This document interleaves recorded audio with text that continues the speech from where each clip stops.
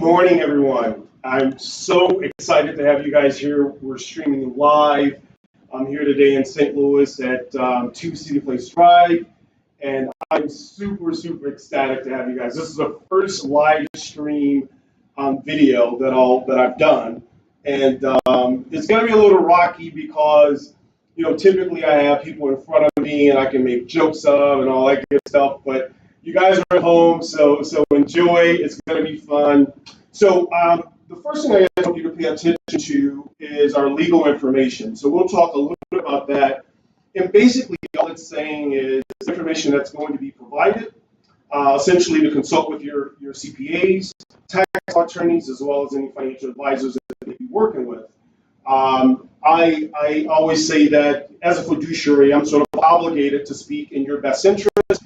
So feel comfortable that the information that you will be provided today is on point and according to state and federal law, tax laws, and so on and so forth. So with that being said, I always like to talk about my why.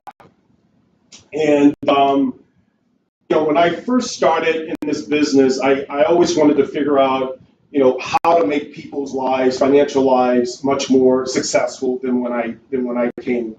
And so, as you're thinking, you're saying, what can I do to sort of be different and to provide a legit service, right? And so I came up with this slogan, build, protect, and preserve. And I applied that really to every walk of life, from the urban communities of East St. Louis, Detroit, Oakland, to the suburban towns of Beverly Hills Heights, Chesterfield, Ladue, Sugarland.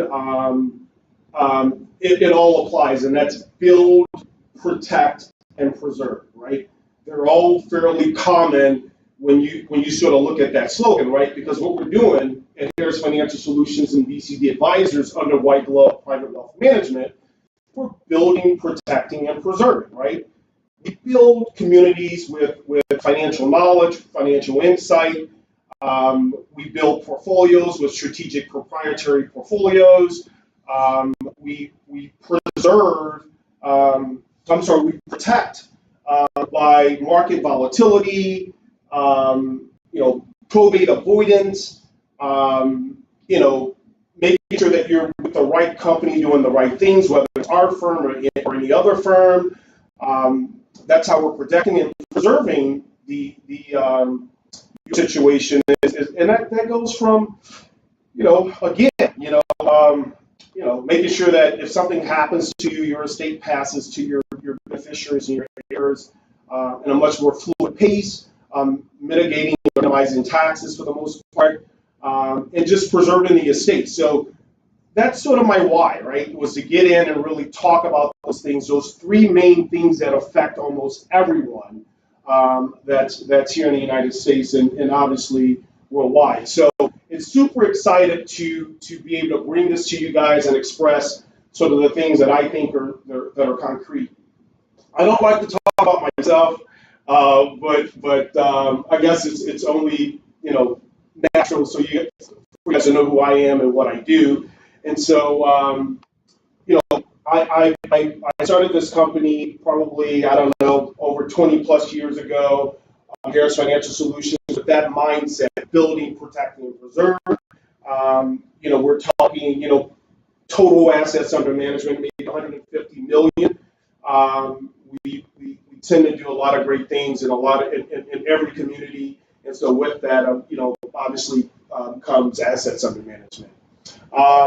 SOFA, which stands for Society of Financial Awareness, that's something that I became a part of based on their cause, and that was just really providing financial awareness into communities, businesses, and so on and so forth.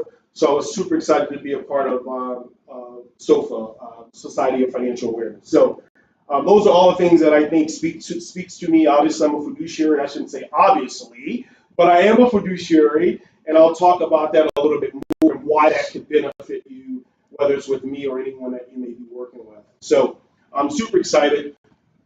Um, what about private wealth management, guys? Really, that was something that came about as we started to sort of grow our company into other sectors, our demographics, and we're talking the ultra high net worth clients. And so we thought that putting together that type of program and starting a company that was more private wealth management gave that affluent group a wide spectrum of financial services.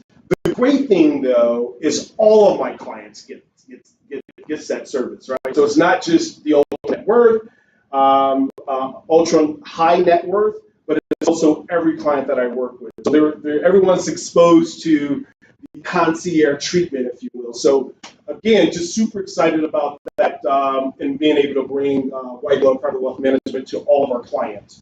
There are 5 C's that we typically stress, and that's concentrated portfolio management, customized financial strategies, collaborative partnerships, creating generational wealth.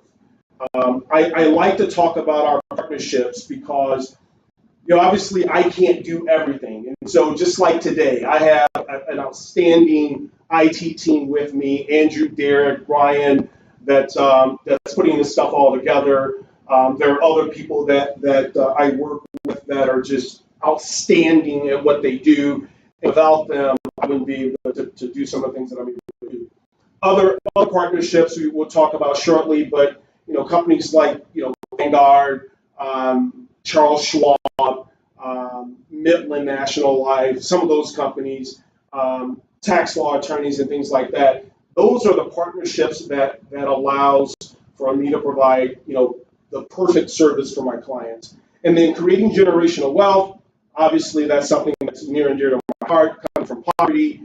It's always exciting to be able to talk more about generational wealth and also explaining to people you don't need millions to provide generational wealth. Sometimes it's just knowledge, right? And so we'll talk a little bit about that as well. So super excited about that. I mentioned about our partners. As you see on the screen there, hopefully you're able to see your screen. If not, Andrew, I take back everything I said about him. He's my video and audio guy. But so our partners are Beacon Capital Management. They're really strategic with us because they sort of implemented our strategy, which I'll talk more about. Our stop loss portfolios, TD Ameritrade, which is now Charles Schwab. They've merged, and so Morningstar is a non-biased platform that we use. Vistia, Nationwide, Midland National. Those are some of the partners that we work with to help bring ideal strategies for our clients. So super excited about that. So what we'll cover today, the top 10 reasons why you should work with Harris Financial Solutions. We'll dig into some financial facts that are really fun and unique. We'll talk about some tax planning, the Secure Act, right, and how that's impacting your taxes today and how it will impact your taxes in the next coming years. Some tax-free income sources, we'll talk about that as well. Conservation easements, which are basically fee simple plans now. We'll talk a little bit about those. And then I love our proprietary emerging portfolios, which are pretty dynamic at what one of the services that they provide us for is investing. Top 10 reasons to work with Harris Financial Solutions. Hey, the number one is fiduciary. I first started in this business as a young African American. Many of my clients were of other ethnicities, and so I learned early that it was important for me to express truth, integrity, and respect. And you know what? I received it, right? And so I gave it and I received it. So being a fiduciary was sort of grounded in me from the start. Now I'm regulated to speak as a fiduciary. Our ethics, in my opinion, are impeccable. We provided planning for 3 generational families, where we're currently working with those parents and beneficiaries. Accountability is a big thing for us. We're proven, extremely transparent in what we provide. Our resources, in my opinion, are impeccable because with White Glove Private Wealth Management and our collaborative partners, we're able to provide those resources. Extremely creative in our strategies, experience, very agile, being able to move in and out of markets, in and out of ideas, and more importantly, we're winners. We find a way to get the job done. So, in my opinion, those are 10 important reasons to work with Harris Financial Solutions. So, enough about us. I know I've talked a lot about myself and the company, but I'm extremely proud about what we're doing and how we're doing it. Just like you find a lot of companies that are live streaming and they're doing seminars and they're doing things like that from a virtual standpoint. But even with this virtual presentation that's being presented to you guys now, I feel a sense of connection, right? And that's the only way for me to do business, right? So I speak proudly about our company. I speak proudly about our partners and the things that I think help allow us to be one of the best firms in the industry. So what are the biggest concerns you guys are facing today, right? What are you facing? So have you asked yourself these questions, right? How do I pass a friendly estate? Minimizing taxes, a tax-friendly estate. How do I ensure that the taxes don't eat up your kids' inheritance, right? And your retirement income. Those things are critical. How do I minimize taxes on Social Security, right? A lot of clients that I meet with, they're always talking about, and some of them, it's interesting because sometimes I'll talk to clients and they're receiving their Social Security and not a lot of income, and then they'll have these CDs with $500,000 in there, and that money is being taxed well, and so I always try to tell clients that you're being taxed on your Social Security, but there are some things that you can do to sort of eliminate that, and we'll talk more about that. But that's one of those questions that I get approached with. And in my opinion, I try to keep it under control when I'm approached with those questions because it's a simple move as far as minimizing taxes on Social Security is just reallocating a CD, and we'll talk more about that as well. How do you mitigate capital gains, right? And so there are some strategies that we'll talk about to sort of ease that pain or that concern with capital gains, even if you're selling a property, right? So not just from stocks or bonds or mutual funds, but even from a real estate perspective. We'll talk about some of the ways that you can mitigate some of those capital gains, and how can you ensure that the heirs are getting what you're planning on leaving to them. And so we'll talk about all of those things in this presentation, and we'll answer a lot of those questions. Our core philosophy, right? And I think this should apply to almost anyone, right? I think the core philosophy should be when you meet with an advisor to understand your risk management, right? How are you doing those things? And so what we do, we look at a philosophy of really dialing into, what's really concerning you. Is it truly the risk of the market, or is it, a short-term income need and you've planned differently? Because there's risk in almost any investment that you do, whether it's, legislation risk, whether it's stock market risk, liquidity risk. There's so many different risk factors, and our core philosophy is really digging in to figure out what those are for each individual. We're research driven, right? So we work with partners like the Morningstars, iQuant, some of the finest companies out there using AI and algorithms to sort of design these plans for us. It's mechanical. I talked a little bit earlier about our relationship with Beacon Capital Management and one of the things that they do with their stop loss portfolio. And so it's all mechanical. It takes the emotions out, and the algorithms and the numbers are really what's defining how the portfolio should be performing. We're transparent, right? That's our core philosophy. is to be able to truly express the things that you're wanting and you're wishing for in a way that you can understand it. We customize our portfolios for each individual client. I talked about our white glove and the overnight high net worth clients that we work with, down to the average prospect that we're working with as well. We customize the portfolio for each individual client that we're working with.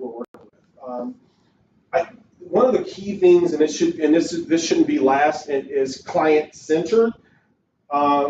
Many of the clients that I work with, as well as the agents that I work with, I think they can share with you the passion and empathy that I express with my clients, and I do that organically, right? I truly believe in what we're doing, and as what I'm doing and what we're doing as a company. And I think when you work with some of the agents that are part of Harris Financial Solutions and BCP Advisors, you get that feeling. So extremely client-centered in what we do. So take a look at this financial fact. This is really cool. 71% of U.S. adults admit their financial planning needs improvement, right? And what's really cool about this here is it shows the difference between working with a decent or good financial advisor as opposed to doing it yourself, right? And so just take a look at those numbers. It's really, in my opinion, extremely defining, right? That's a huge delta there. And so I think it's critical that you find the right financial advisor to help you accomplish your financial needs, because more than likely you're going to see a huge difference if you're working with the right financial advisor.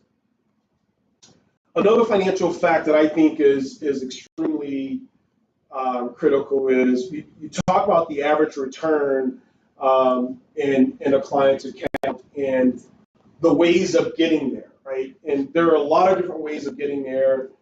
What you're looking at on your screen today just gives you hypotheticals, or gives you the actual averages on what the index has done as opposed to what you could be doing with a financial advisor. The bottom line is there are a lot of different ways of skinning the cat to make sure that you're in a situation of success. So that's another good financial fact. Here's something that really I just came across, and I think this is going to be defining for the presentation today. Is you have $12 trillion that's been saved and is currently being saved, right, in qualified accounts, so retirement accounts. And what does that mean to the individual that's inheriting some of this $12 trillion, right? Well, it means taxes, right? And so we're going to talk about some of the things that you can do to mitigate taxes today, to mitigate taxes upon your passing, and to mitigate taxes and eliminate taxes with some of your charities that you believe in, that you want to try to provide a service to. So there's a lot of money being saved.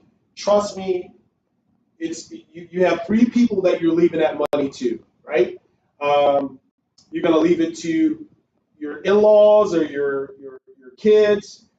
You're going to leave it to your spouse, and you're going to leave it to Uncle Sam, right? So today we're going to talk about how to eliminate Uncle Sam as much as we can. But there's a saying, right? There's two things that are guaranteed, right? Death and taxes. So we're going to try to eliminate as much taxes as we can. Unfortunately, I don't claim to be God, nor am I God, so I can't eliminate death.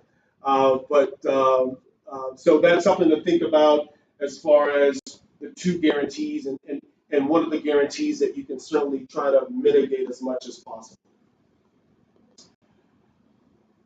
I love this compressed time frame concept, because what's really cool about it is it truly identifies if you're putting money away in a large lump sum as opposed to putting money away in smaller doses. And so we'll share some of our strategies that that allows for individuals to put money away in huge chunks, which gives you better growth over the time frame as opposed to putting in smaller increments. And this is our compressed time frame concept, and it just truly states sort of the difference between having $500,000 today to put away as opposed to starting with 16,000 or even 50,000. Difference in 30 years, what it looks like, right? And so it's pretty, and this is based on a 7%, assumed 7% return on either one of those examples. But it's truly defining when you see that having a larger sum of money to start with, the difference in how much it'll make over time. So that's our compressed time frame concept, and I think it's something to think about if you're holding on to money in a CD or some other form of an account that's not doing as well for you, or you're just doing smaller increments because you're afraid to get into the market or get into a much more safer product like an annuity and things of that nature. The difference in how much that will make, or if you're able to take advantage of some of the strategies that we'll talk about later in the presentation, that'll give you a large sum of money up front. So tax mitigation, in my opinion, I mentioned earlier before we started this presentation, tax mitigation is something that in my opinion, it's like the boogeyman, right? We're always trying to figure out how do we minimize taxes, how do we mitigate taxes. I work with a lot of professional athletes, and one of the things that they unfortunately fail to do is to look at ways of mitigating taxes. And so what happens is they sometimes spend money here and there, only to find out,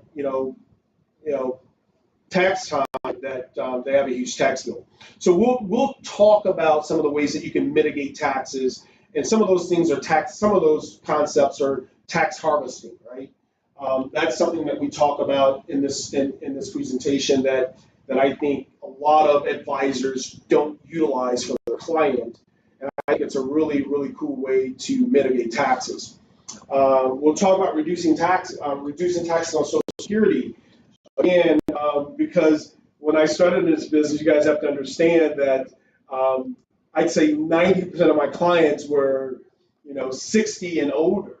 And so Social Security was for them and for those that are going into getting Social Security to learn that, losing 15% of your Social Security, 20% of your Social Security is a thorn, right? And so we'll talk about some of the things that you can do to mitigate those taxes on Social Security. Tax-free income using IRS Code 7702. We'll talk about that. Conservation easements and fee simple plans. In my opinion, that's a capital gains eliminator. It's truly a great concept to mitigate huge capital gains on real estate sales. If you needed to pull money out of a large IRA, how do you mitigate those taxes? Well, the easement strategies and fee simple plans are really great ways of doing it. Another great tool that we'll talk about is starting a business. How do you leverage starting a business with mitigating taxes? So a lot of great information that I'll share with you guys today that I think you'll truly enjoy. So let's look at Texas income tax calculator, right? And what's really, in my opinion, important about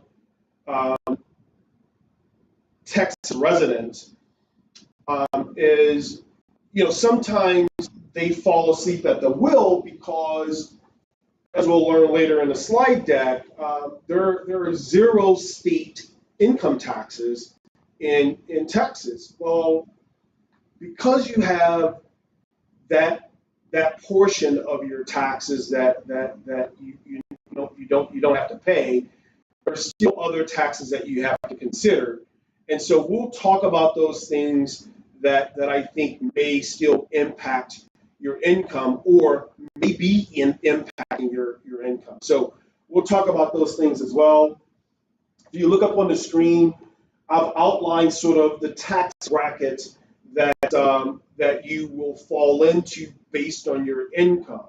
And so again, a lot of our discussion today will be about how to mitigate those taxes or and to make sure that you're falling into a tax bracket that's more favorable for you in your state. So I think if you look at those tax brackets, and I wish I had an old tax bracket, maybe 10 years ago and compared it to today's tax bracket, and just how the taxes are as volatile as the market, right? Depending on what administration falls into office. And so these things are all critical as you're planning for retirement and or as you're looking to pull income from different sources, which source is going to better suit your taxable liabilities, and that's going to allow you to maximize your earnings and your income potential. Tax law changes, right? There were huge changes in how to receive withdrawals from inherited IRAs. And the reason that I feel that this is a critical topic is you're seeing this transition of wealth, right? And I think when COVID hit, it was much more relevant that people were saying, oh my gosh, I have to pull this money from my dad's IRA or from my husband's IRA, from my wife's, and vice versa. And they were really getting hit over the side of the head based on some of the tax law changes that are taking place with inherited taxes. Something that you'll find, we'll talk about, is the Secure Act, which is all applicable to this slide here. It's really crazy because as a financial advisor, sometimes it's difficult to plan a long-term strategy because we try to plan strategies based on what we think or what we know the tax laws are today. Well, as we're seeing, these tax laws are changing. They're quite fluid. And so it's our job, nonetheless, to make sure that we're putting you in the right situation with our investments, your withdrawals, when your kids are inheriting money, or if you're inheriting money, the best way to receive that. So we're going to talk about some of those tax law changes and rules for inherited IRAs now. So from a spouse perspective, right, there are really three options, right? And the spouses, fortunately, right, they're sort of in a good situation depending on what their needs are and so on and so forth. But they have three options, right? So they can withdraw the entire amount in a lump sum. Unfortunately, and I say unfortunately because typically when someone has to withdraw that money in a lump sum, it's because they need it, right? And in situations like that, depending on the qualified account size, right, taxes can be an uphill battle. And so that's one of the ways that we look at, or one of the ways that we look at mitigating taxes on that level is our fee simple plans and our conservation easements, which we'll talk later about. But that's one of the options that a spouse can actually do. She can pull that money out in a lump sum, pay the taxes, and figure out ways to mitigate it based on the income that she's pulling out. What's really cool about a spouse is she can actually take that IRA from Mr. Johnson and move it over into her IRA. And what's really cool is her current IRA rules rules still apply. So she doesn't fall under, being forced to pull that money out. She can let it defer, right? And later pull it out at now 73 and a half instead of what was 70 and a half. The other option is she can take that inherited IRA, withdraw the funds needed without penalty, and then move that money. And we have a strategy that we use for this option, where let's say she has her own IRA, it's doing its thing, but she wants to try to leverage that IRA for a legacy play, right? And so what we'll do is we'll sort of, reallocate portions of that IRA into a tax-free strategy, allowing that client to generate generational wealth, right? Paying a little bit of taxes, using some of our tax mitigation strategies to mitigate some of them, but then creating a legacy for the kid. So that's the option 3 that the spouse can consider. But all those are rules that are in effect now and will certainly be in effect next year. Adult children, they're not so lucky. They don't have all those options. In fact, it was a time when adult children could pull that money out and they can essentially pull it out for their lifetime, right? And so we used to design strategies specifically for before the client would pass away. We'd have a strategy in play where we can illustrate for the client how that inheritance from a qualified account would last a generation, right? Those days are over based on the new tax laws. So you're no longer able to pull it out over life. You can either pull out in a lump sum, pay all the taxes, but it must be paid out over 10 years if you're inheriting a qualified account. So that's one of the unfortunate changes that's going to impact heirs, including yourselves, if your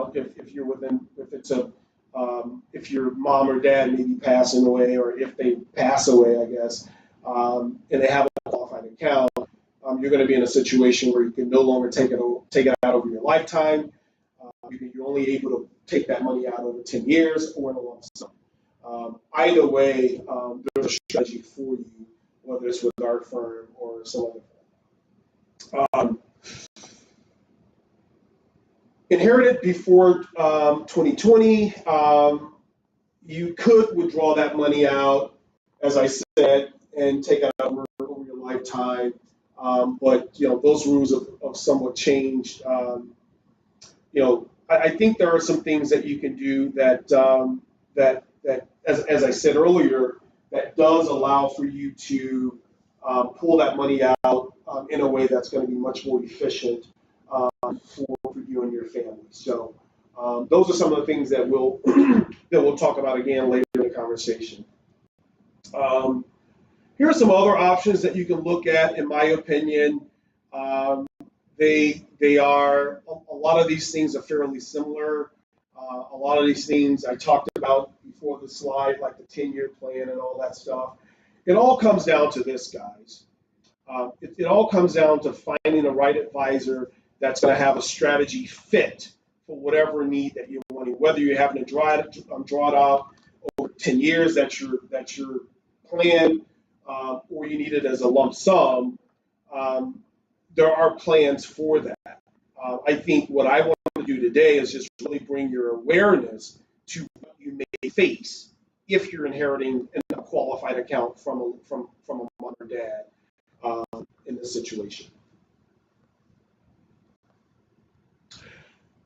Secure Act 2.0, it's really, I think, I can't remember which administration set the Secure Act, but essentially it's setting every community up for retirement. And I laugh, guys, I do, because you have to understand, anytime the the government says that they're setting you up for success or they're setting you up for some form of a financial gain, there's something in it for them, right? And I always talk to Roth IRAs and the creation of Roth IRAs. And in my opinion, it's really my opinion on why I feel that they were created, right? And then once they created Roth IRAs, they said, hey, you know what, taxpayer? You have a qualified account. What we're going to ask you to do now, or what we're going to give you an option to roll that IRA over into a Roth IRA. And you know what? You don't have to pay taxes. Well, what they didn't tell you is you do have to pay taxes. They just extend that payout over 3 years, right? But it was a huge deal. Many people did it. Many people did it in their 60s, some in their 70s. And that tax penalty that they paid, they'll never make it up because it was paid in a lump sum after over 3 years. And so time value of money impacts everyone, right? And given that situation, that did. So here's some of the takeaways, in my opinion, from the Secure Act 2.0. They increased the RMD age to 73, as I talked about. So it allows you to keep that money in an IRA for a longer period of time. There is something else that I didn't add into this slide deck that I use with some of my higher net worth clients. It's called a QLAP, and it allows you to hold that money up until age 80 and pull it out. Of course, at that time, it's grown a lot more, and the taxes, you're still having to pay taxes, but it just allows you to extend that RMD for a much more longer extended period of time. The catch-up contributions went up to $7,500, and it was at $6,500.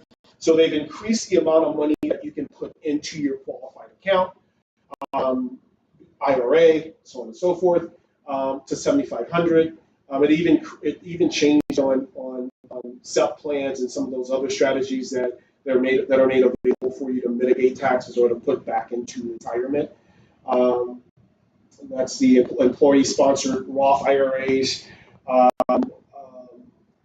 Will not require a distribution, so that's somewhat cool. I don't foresee that staying in play, but either way, it's a tax-free distribution, but it allows you to pass that Roth IRA.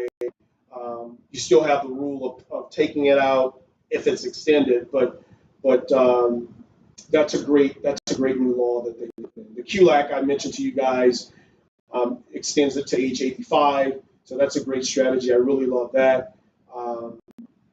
Inherited IRAs mandated 10 years. I talked about that, where you have to pull that money out over 10 years instead of the life. So those are some of the new laws that came into play that I think will impact the state. 5 ways to reduce taxable income, right? And so with a business, and so one of my agents in Texas said to me, Keith, I love your PowerPoint. I love what you're illustrating, but one of the things that I think my clients, friends, associates want to hear about is business strategies and how to reduce taxes with a business. And so I have 5 ways. Of course, you can always consult with your CPA to talk about other strategies that you can apply to sort of mitigate some taxes from a business standpoint. But I have some more simple strategies that you can do. As much as you don't trust your spouse. No, I'm just joking, guys. I'm just joking. But one of the things that you could do is you can employ your spouse, right? Or kids, right? So those are really solid ways, in my opinion, to do it. This is just to employ your kids or spouse. It helps you mitigate taxes. It provides a source of income for your loved ones, but also helping the business grow and invest more into whatever you may do. Starting a retirement plan for yourself as well as some of your employees is good. And guys, if I'm moving on and in and out of the screen, it's just because I had a stiff glass of whiskey this morning. So I mixed it. I'm just totally joking, guys. Totally joking. But if I'm moving in and out of the screen, it's because we're new at this virtual seminar. We're trying to nail it down. So have some patience with us. Hopefully, I'm back in the center of the screen now. But start a retirement plan, right, for yourself and some of your employees that you brought on is a great way to mitigate taxes from a business. I think we do a lot of these with some of our clients. We have nurses, we have traveling nurses, we have physicians, we have just your everyday people that are in a position where they can start their own business, whether it's logistics or whatever it may be. That we help them start their LLCs or S corps or C corps, whatever is applicable to the services that they're offering, or what's recommended by their CPA or our collaborative CPAs that we're working with. And so you can look at plans like 403Bs, 401k plans, sub plans. Those are all great ways to mitigate taxes by starting a business. Health savings accounts, right? As you guys know, there's been a change in a health savings account that works to your benefit. And so that's one of the things that you can do as a business owner is start a health savings account, because that'll allow you to write off some taxes with the money that you're contributing to your health savings account, but also put some money aside if you need it for any health issues. Business structuring, and I talk about business structuring because there are a lot of things that comes with proper business structuring. One of them is leverage planning. I think is really unique. It's really a dynamic strategy that I think we've perfected with White Glove Private Wealth Management, and we use it a lot with accredited investors. And so it's a great tool that I would ask, when this meeting is over, to inquire about, because it's a great strategy if you're in that higher net worth or higher income earning situation. So that's one of the things that you can do. You can somewhat change, how the business is structured, and by doing that, it'll also allow you to mitigate some taxes. Obviously, deducting travel expenses. I always tell people, and they laugh, but I probably deduct everything. I mean, I can't, and I do it because my life is my business. But I think having that tool, you need to use it, right? So by having a business, you're able to deduct your miles or deduct your fuel, deduct your dry cleaners, deduct a portion of your house. If your car or truck weighs over a certain amount, you can deduct that. I think I don't know how much I think it was $7,500. It could be up to $10,000 now, $10,500 exactly. You can always email me or get that answer, but having that business allows you to deduct from those services that you're needing to run your company. So those are 5 strategic ways to sort of eliminate that.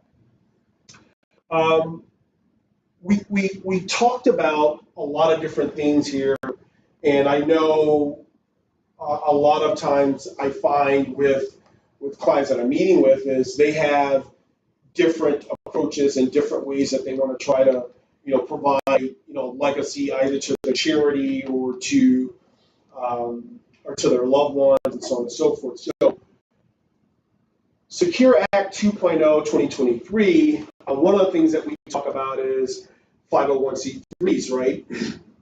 And leveraging 501c3s as a tax mitigation strategy. One of the things that we'll talk about, and you guys can sort of read some of those bullets that you're looking at, and I won't dive into all of them, but we have what's called a donor advised fund. And I'm not, because it'll literally take me 8 hours to explain the nuts and bolts of a donor advised fund. What's really unique about a donor advised fund is the flexibility that it offers donors and it offers charities. And so we are a huge sponsor of donor advised funds, mainly for charities that are looking for for funds to come into their cause. And with that, the donor advised funds allows for donors those contributions to actually do more than just sit earning no return. So it allows for those donors' share contributions to grow at a conservative, prudent return to provide much more than just the $1 million or $20,000 that they've gifted to their charity.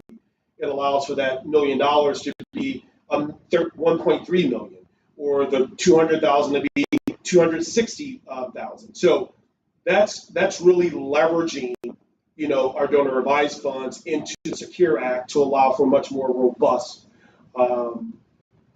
donations to your gift. Inheritance tax, 0. So Texas residents that are on this presentation, give yourself a hand, right? Because we have people viewing from the East Coast to the West Coast to the Midwest, obviously Texas, and I'm sure people in California and some of the people on the East Coast, they're probably envious of our Texas participants, but the state of Texas, they have 0 inheritance taxes, as I mentioned earlier, but be aware of federal income taxes, right? But we have strategies that, in my opinion, that are applicable to either situation. 10 ways to reduce taxes, right? And we talked about these earlier in the slide deck, right? So don't mean to sound redundant in this PowerPoint, but obviously investing in a business is one of the ways, as we discussed. Claim your tax credits, right? If you have questions about how much to claim as a tax credit after this PowerPoint, please feel free to reach out in an email, talk to your local agent that you're working with, and they can obviously get that information to you. I would say shoot for long-term capital gains if you can. Try to avoid short-term capital gains because you're taxed at a higher percentage with short-term capital gains. Invest in municipal bonds, right? They're pretty friendly. They're conservative. They give you, tax-friendly from a tax-friendly standpoint. And in most states, they're even state tax free, income tax free. So those are things that you can do as well with reducing taxes. That's how your retirement savings, right? I have some clients that are investing through their company's retirement plan, and they're still looking at ways to mitigate taxes. And I always say, hey, there's nothing wrong with starting an IRA or starting your business, and with that business, starting a SEP plan where you can invest, thousands more in contributions for your retirement income. So that's another great way. Use your healthcare savings account. I talked about the previous slide about leveraging that. Tax loss harvesting. That's something that I'll spend about 30 seconds talking about. So I think we're really dynamic in that, because what we do is we look at portfolios, right, that we're managing, right, that we know that based on how the market is performing, how that position may perform. So we're able to plan, okay, that position is going to probably yield a loss of, X amount based on how the market is trending, blase, blase, blase. And so the client comes to us and say, hey, Keith, I had money that I inherited, or I had to pull money from somewhere. And I say, well, what we can do is we have this position with NVIDIA, and NVIDIA is down 20% this year. So why don't we sell part of that position, realize our losses today, or our loss today, and then we'll write that off on this year's taxes, because the income you got to raise, whatever. And so by selling NVIDIA at a loss, we're able to realize that loss and deduct that off our taxes. That's what tax loss harvesting essentially is, right? And so we're really dynamic at it because we obviously pay attention to our portfolios, but also we're able to sort of have a really good idea based on how the market is trending, what you may have available to you harvesting standpoint. Private placement, leverage planning are some of the other ways. One of the things that you see on the 11th way, in my opinion, is, minimize taking out CDs, right? In my opinion, I think there are other ways to be conservative, yield a great return, right? And not pay as much in taxes.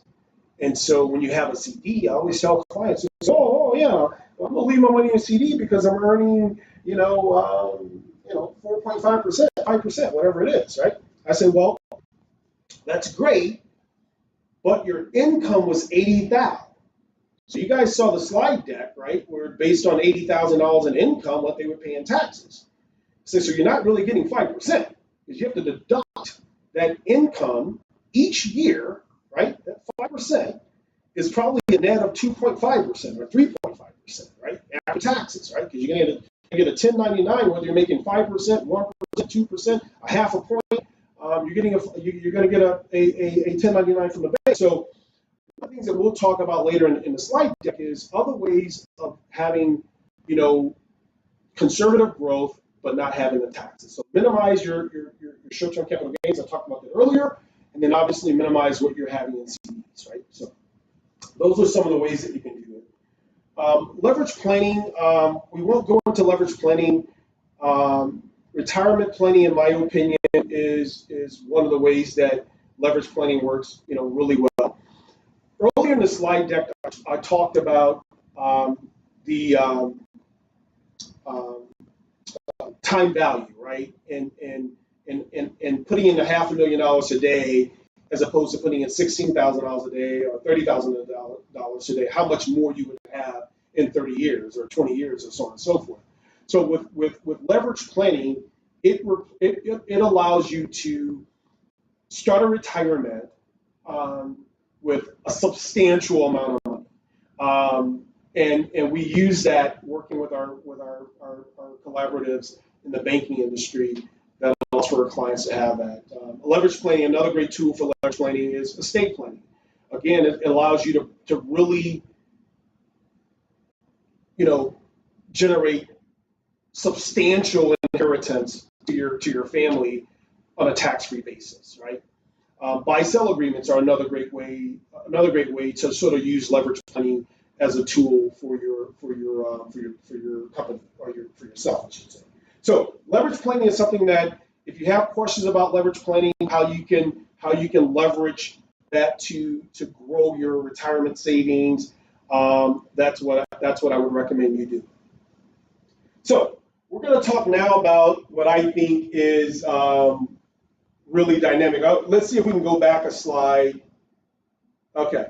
Now, if we just hit enter there, because this is really critical. Go back. Okay. So conservation easements, right?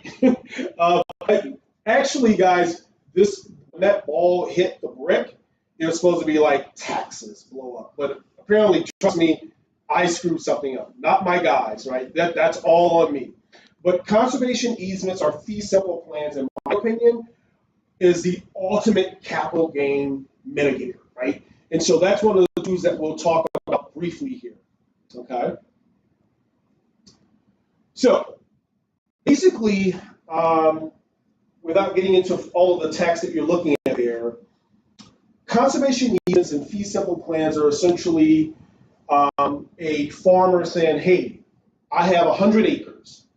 Of that 100 acres, only 80 are farmable. The other 20 are, in floodplain, or I just can't grow anything. So they donate that acreage back to the government. The government gives them a tax write-off, and then that farmland is then sold to a syndicate. Or sometimes a syndicate buys that farmland, and let's say the farmland, 20 acres is worth, let's just say $1 million. So a syndicate goes in, buys a farmland at $1 million, right? Then the syndicate comes to someone like me and say, hey, Keith, I have $1 million easement strategy that I'm putting together. Do you have higher net worth client that are looking for tax strategies or a way to mitigate some of their taxes, or a client that sold real estate in Palo Alto, California, that they bought it at $400,000 that's now worth 2.5 million, right? That they want to sell it, right?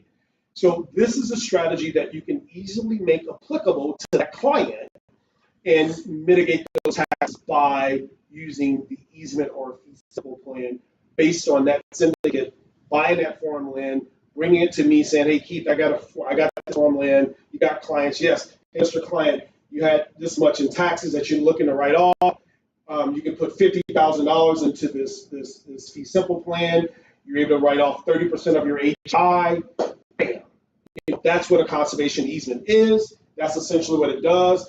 On the next slide, we'll get into, it'll talk more about basically the purposes of it. Well, we can actually move to the next slide, guys. Yes. So this gives you somewhat of an idea of how this thing works under a microscope, right? So you take $800,000 of ordinary income. You're able to contribute based on IRS rules $80,000 into a fee simple plan. Your tax savings off of your taxes, off of your tax statement is $240,000, right? So you're writing off $240,000. Before this administration, it was 50% off your HDI. So you're able to deduct $400,000, but now with the current administration, it's 30%, right at 30%. And so with that, actual savings in your pocket is $140,000+. You know, in the state of Texas, you have 0 state taxes. You're in the 37% tax bracket. And so there are some other things that we can do to help mitigate some of those other taxes. But if you're a smart investor, you take that money that you save, you invest it with a great strategy, you get a great return. And you look at some of our portfolios, I think the return speaks for themselves on how to take that tax savings, put it into a plan, and get it going. So we're going to try to go through this. I know we're running a little bit late behind, I should say. So we'll try to breeze through the rest of this, guys. So we're going to talk about our proprietary portfolios. This is a powerful solution that we use. I think that's really dynamic because what we're doing with that wife that's just pulled that $300,000 from her husband's IRA, and she said, Keith, I don't necessarily need that money. So what I want to do instead, I want to use that money to create a legacy play. And so, or they say, well, instead, let's take that $300,000 and I want to start taking distributions now, Keith. I said, okay, great. I have a powerful plan for you that's going to allow you to do 2 things, actually 3 things. It's going to allow you to generate money for yourself. It's going to allow you to generate, long-term care types of benefits. And then it could provide you tax-free income if you need it. So we take that $300,000, we put it into our powerful solution. And I just said, you know what, let's take a 4% pull from that money. And let's just say, based on conservative returns, I'm more than confident that our portfolios could yield you 4%, right? So we take 4% of $300,000, that's $12,000. We use that $12,000 to go into a specially designed plan that will give you $450,000 of tax-free death benefit. I tell you what's really unique about that, guys, is let's say, unfortunately, you pass away year 1, right? So you had $12,000 that you pulled out, right, from your qualified account, and you put that $12,000 into the specially designed plan. You pass away, gone, right? Your number is called. Your heirs inherit $450,000 plus the $350,000 minus the taxes, right? Because you've only taken the $12,000, which was interest, right? Because we were making you 4%. So the IRS says, hey, you have to pull 4% of that IRA. You made 4%. Okay? So the IRS says you have to pull 12. You made 12 based on your return. You took that $12,000. You bought $450,000. You pass away, the heirs get the 450, they get the 300 because we only use the interest minus the taxes. Great plan. But also, if you look on your screen, it shows you that you also have access to the benefit riders, which is really dynamic with our plans. In fact, these same strategies or these same benefits are applicable on our term life products as well. So chronic, critical, terminal, you can add injury, blase. They're just phenomenal strategies that allows you, it's like a Swiss Army knife, right? You can use this plan for almost any type of planning. So great tool that we use.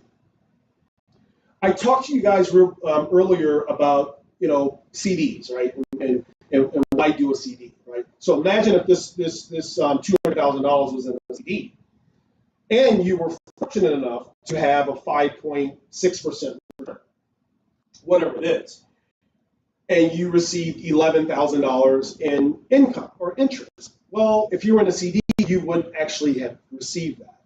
With this type of an account, which is just basically a guaranteed fixed annuity, and we have several of them, this particular annuity is at 5.60%. And so I use this because I think it was a really good comparison to some of the annuities, some of the CDs out there. So you have tax-deferred growth, you have a great return, you have annual income, you can even lock this thing up where it gives you guaranteed income. So it's a great way to defer taxes. It's a great way to guarantee your income. It's another great way to mitigate, right, market risk, right? And so after 3 years, your profit income, you say, you know what, Keith, I've had it in there for 3 years. I now want to start pulling income. It's around $13,000 a year, a little bit over $1,000 a month. And so those are some of the things that we do with our clients to help them better understand that there are better ways to putting your money away, minimizing taxes, get a guaranteed return, as well as providing you with future lifetime income. So a great tool that I like to use.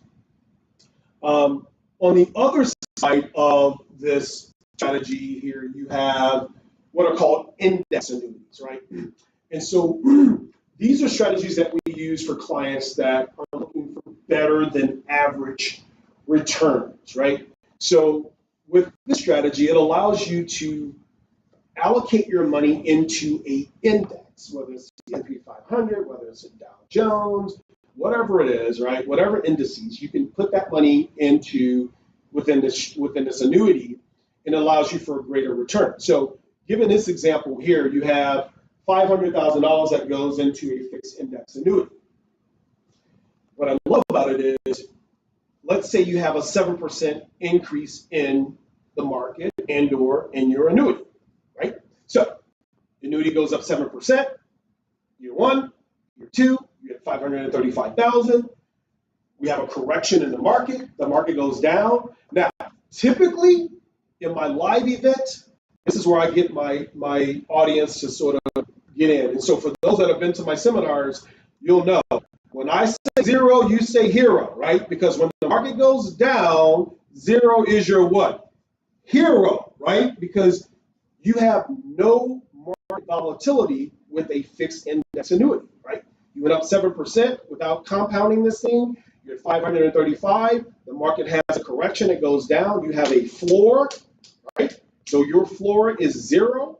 Now, for those that were in the market, right, they're at 535 as well. Now they have a 12% decline in their portfolios. So they go down to, their market value is at $497,000 now. Now, in order for them to catch you year three, when you have a 5% return, now you're at 561,000, right? They need 12% to catch up with you, almost 13%, right? So that's the beauty of having, the fixed annuities, having the fixed index annuities, is because it gives you, in my opinion, better options. And that's one of the great things of working with Financial Solutions and BCD Advisors.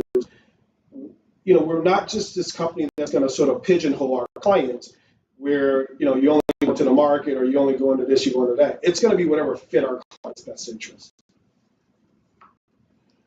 So I like to talk about our portfolios from a market standpoint because it really, in my opinion, this gives you sort of the extent in which we go to design our portfolios. with our partners. And so, here's one of our portfolio managers that they're using 10,000 fund managers across the world, and they're looking at their investment strategies, and then they're going down, right? And they'll do their due diligence, right? And then they'll get to 25 of the best managers in the world, right? And they'll look at their strategies, and then they'll nail them down to 3. And they take those 3 great strategies and they apply them to the portfolio along with an algorithm and all the other things that help make for a really good portfolio. And so this is another strategy that we use to give our clients sort of great alpha, which is great return on their investment, with great strategies and very insightful and intuitive. So this talks about the portfolio advantage. Obviously, we're maximizing alpha, and based on your risk tolerance, this portfolio, in my opinion, and I've been doing this for over 20 plus years, it's one of the better portfolios out there based on how they strategically design it, right? And they maximize alpha, they minimize transactions. And why transaction minimization is so critical is what most people don't understand is when companies are, and I'll use this as an example. I had a client come to me, and I said, okay, great, let's talk about what you're doing. Right now with XYZ company. I won't say that it was Prudential. I won't use Prudential's name, but that actual portfolio had over 150 stocks in it, right? And now, of course, I don't know what the objective was, right? So far be it for me to judge that advisor. I don't know. What I do know is think about 150 stocks, right? And how often trading may be taking place within that portfolio, right? Because if he's if he's a good advisor, then he should be tactical in some sectors. And with being tactical, sometimes you have to buy and sell. It is what it is, right? So transaction cost, fees, commissions, right? And so we minimize that with our portfolios, and we have long-term success, right? We have portfolios that that are averaging historically 20%. So those are things that I would say those are our portfolio advantages. Is we look at these things and we try to figure out how to continue to make them successful. And I think they're really deep in what they do. The 3 pillars to consistency, right? Maximizing diversification, right? Now, I don't want that to sound conflicting, right? Because the previous slide I talked about 150 stocks, right? Which that for most people would be like, well, you're diversified. No, it's OD, over diversified, right? So maximizing diversification can really just be you can diversify within sectors, right? I mean, 11 stocks in 11 different sectors, right? There are a lot of ways to diversify a portfolio, maximize it without having 150 stocks or 200 stocks or 50 stocks or even 30 stocks, right? So we maximize it using 11 sectors in certain portfolios as an example, right? That could be staples, it can be discretionary, it can be energy, it can be real estate, it can be healthcare. Whatever sectors sort of that's trending based on our portfolios is where you're going to find yourself. We minimize losses. This is our stop loss that I talked about earlier with Beacon Capital Management. It's really, really, really cool because it allows for our clients to minimize their losses. So if the market takes a correction of more than, let's just say, 10%, our portfolio automatically takes them out of the market, out of equities, and reallocate them into bonds, right? When the market comes out of the trough, it starts to go back up and reposition them back equally weighted into their sectors, being able to take advantage of the market's upswing. We maintain discipline. And I talked about this earlier when I said that the stop loss is based on an algorithm, is based on numbers. So it takes the emotions out. It's discipline. So it's going to do what it's going to do. And so that's one of the great things. What I do is I bring back the emotions if necessary based on my client's concerns, right? And so we have portfolios that utilizes the same stop loss method, but we have some clients that are emotional no matter what. And so given those types of clients, we've sort of put together portfolios to sort of answer the questions for those clients, or concerns, I should say, on wanting to take advantage of other things. So that being said, guys, that's going to conclude today's PowerPoint.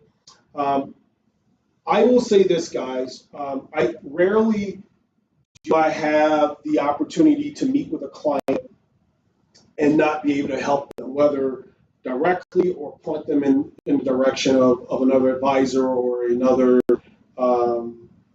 CPA, or recommend an attorney or something like that. Whatever it may be, typically we're able to provide some sort of resource to that client. And so I typically, and I say typically, I'm saying typically a lot, so exclude the first two typicals. But usually we'll have a survey form that you would fill out. And on that survey form, you would be asked to judge me as a spokesperson, judge the venue, in this case, the video. So hopefully my guys did a fantastic job for you. And then secondly, you'd be able to judge the food, because typically it's in a restaurant. So I hope you had a great breakfast. And then on the front of the survey form, you're asked to put down some of your information, income, net worth, so on and so forth.